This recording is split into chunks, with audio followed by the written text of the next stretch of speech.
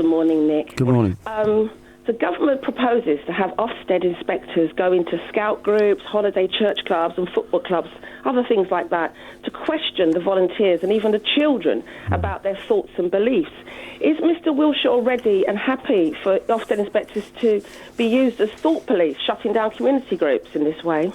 Well, we're not thought police, but, what you've got to understand is that we have identified unregistered schools, so-called schools, unregistered settings in parts of the country that are putting significant numbers of children at risk. And when I say significant numbers, we've been into some institutions in Birmingham where there were 30, 40 youngsters being educated and living in the most appalling conditions, in a filthy environment where there was homophobic literature, misogynistic literature, anti-Semitic literature, where the staff had not been vetted.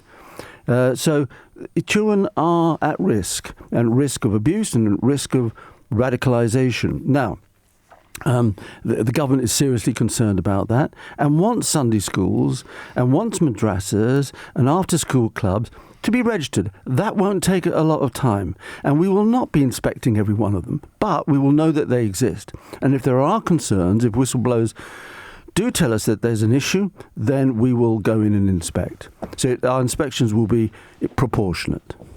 Great. I'm not happy with that at all, in fact, Mr Wilshaw. We know that there's very little redress for institutions that are unhappy about the conduct of Ofsted inspectors, and I'm really unhappy about the idea that you could take my children away and question them without me being there because they happen to go to a holiday Bible club or a choir or a little community kids club or a mums and tots group.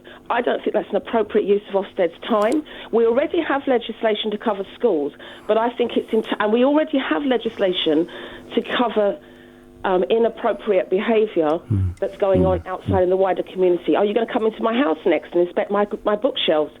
I know that there are several Conservative MPs who've written publicly and spoken publicly about this, but I'm actually very concerned by his answer because he seems to be very, very happy, inordinately happy about the idea of coming into let's a get some Michael, the MPs of whom you refer, Sir Gerald Howarth, David Burrows, Gary Streeter, Fiona Bruce. This is concerns that Ofsted, your organisation, might, and I'm going to cite the example, go into Sunday schools, Sir Michael. Well, as I say, our inspections and visits to these places will be entirely proportionate. We haven't got the resources to go into everyone, but we need Why to would know. You want to go into a Sunday school?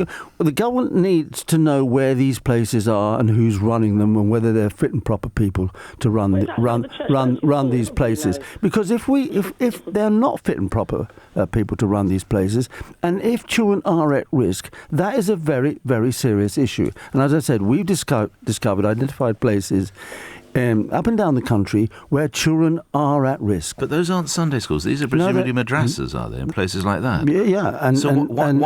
Why do all have to be lumped into one potential problem area? Well, we've got to deal with such as where Grace's... I'm sorry, I keep saying Grace. Anthea's children go, such as where Anthea's children go. Well, fine. We've got to deal with this in an even-handed way.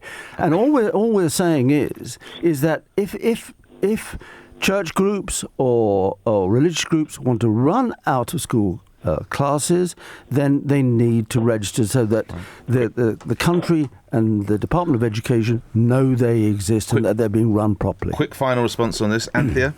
Well, it's hardly done hole in the corner. Most churches and groups have community notice boards that make it public to all. But what concerns me is if you don't have the right resources, Mr Wilshaw, on the say-so and the stroke of a pen of a single inspector, an institution could be tarred in order to be made an example of. If you can't go to all the places, what you'll do is pick out places to make an example of them. And I say again, you will not be taking my children into a room and questioning them about their beliefs without me being there. And inspectors won't be doing that either. And the great majority of Sunday schools and church groups will not be affected by this. But we need to know if a Sunday school is being run. Is it registered? Is it being run properly by people that have been through proper safeguarding checks?